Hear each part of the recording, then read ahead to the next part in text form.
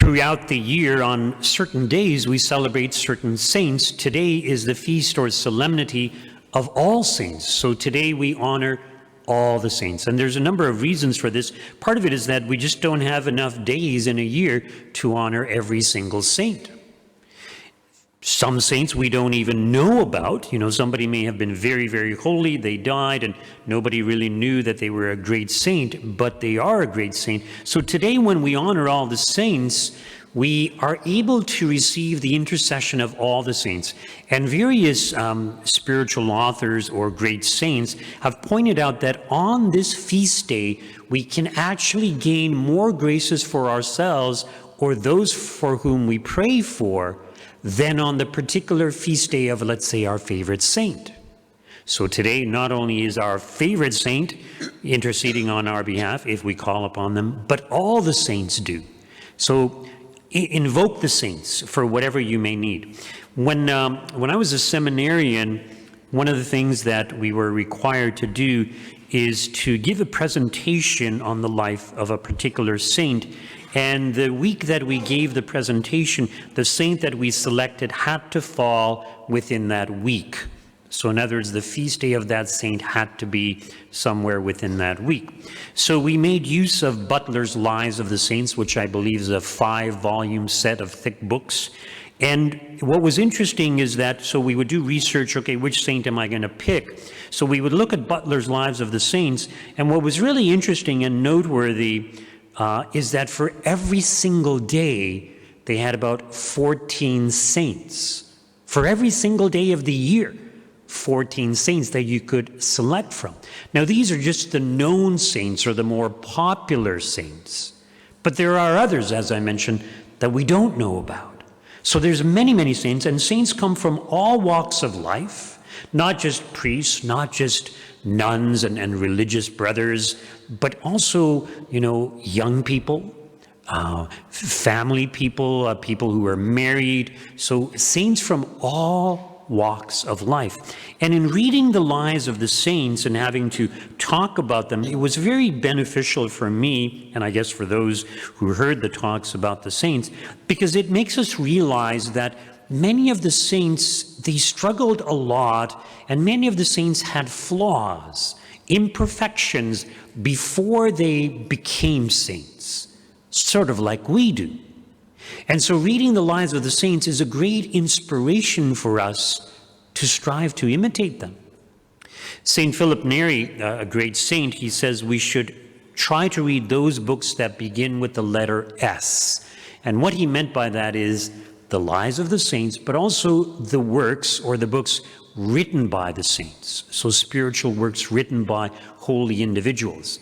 And when we read the lives of the saints, it's extremely inspirational. When we read the lives of the saints, we realize, okay, if they could do it, I could do it also.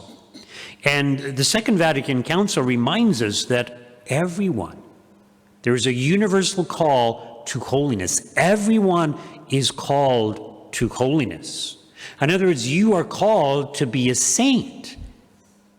And sometimes when people hear that, they kind of laugh and say, oh, Father, you don't really know me. I could never be a saint. Well, if you make that statement, that means you can never make it to heaven. So to be a saint means to be conformed to the will of God, means to overcome all your sinful inclinations, all your bad inclinations. Now, if you want to make it to heaven, you have to overcome every single bad inclination you have, even your venial sin inclinations. So if you don't do that during this lifetime, you have to do it in purgatory. So whether you like it or not, if you are going to make it to heaven, you have to be saintly material. So you either do it now or you do it in purgatory. And people will say, oh, I'd rather do it in purgatory. The problem is it's much more difficult to do in purgatory, much more painful to do in purgatory also. The benefit of doing it in purgatory is that you actually want to do it and you're striving to do it. It's just you can't do it. I mean, think how difficult it is for somebody to give up a bad habit they have now. Well, it's similarly difficult in purgatory, but much more painful, because you really want to give it up in purgatory, but you just can't, because the force of the habit is there. So by means of your sufferings in purgatory, eventually you're able to overcome it. But how long is that going to take? You recall the apparitions of Our Lady of Fatima, and the three children asked her about two individuals that they had known who had died, and regarding one of them, Our Lady said, she's already in heaven. Regarding the other one, Our Lady said, she will have to remain in purgatory until the end of time. 1917 was over 100 years ago. Imagine somebody being in purgatory for 100 years. Is that what you want for yourself? Of course not.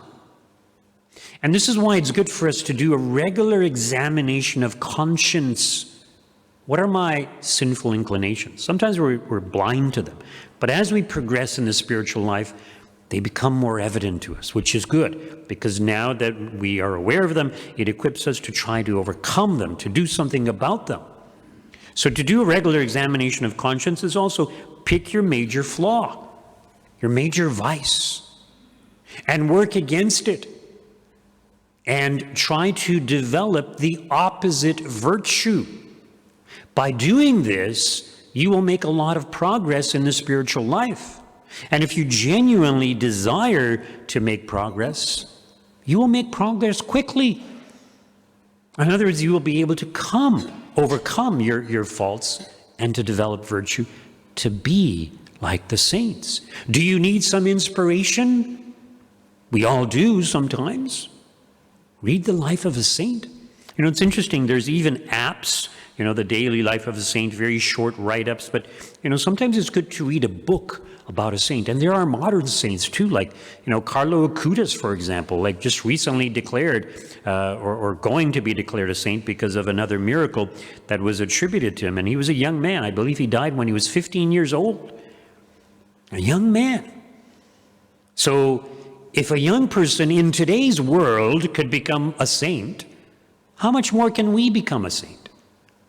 So as I mentioned, the Second Vatican Council reminds us of the universal call to holiness, to sanctity, to be a saint. And it is something that we can do. When we look at the great saints, people like Mother Teresa of Calcutta, Padre Pio, St. Francis of Assisi, St. Anthony of Padua, and we can just go on and on and on with these great saints, and we think, oh my gosh, we can never be the way that they are. But when we look at these great saints, we shouldn't just marvel at the things that they did and the virtues that they possessed, but rather we should see what God did in these individuals who were submissive to him, who were obedient to him. So it's the grace of God working within them. These saints are the masterpieces of God. And so the grace of God is able to transform anyone, including you. But you have to want it. You have to will it. You have to strive for it, because God is not going to override your free will. Let us ask all the saints to intercede on our behalf. Just a few announcements. Today is the first Friday. It's just a reminder, try to receive Holy Communion with the intention of making reparation to the Sacred Heart of Jesus. We will have the all-night vigil of adoration this evening after our evening Mass, concluding with benediction in the morning before the morning Mass tomorrow morning. Tomorrow is the commemoration of all the faithful departed. And so tomorrow at 1:30, we will be meeting at Pine Hill Cemetery to pray the Rosary and to try to gain an indulgence for our deceased loved one, which you can do from from November 1st to November 8th by visiting a cemetery, praying for Holy Father's intentions, and the usual requirements for gaining an indulgence. So tomorrow at Pine Hill Cemetery, just off of Birchmount, north of St. Clair.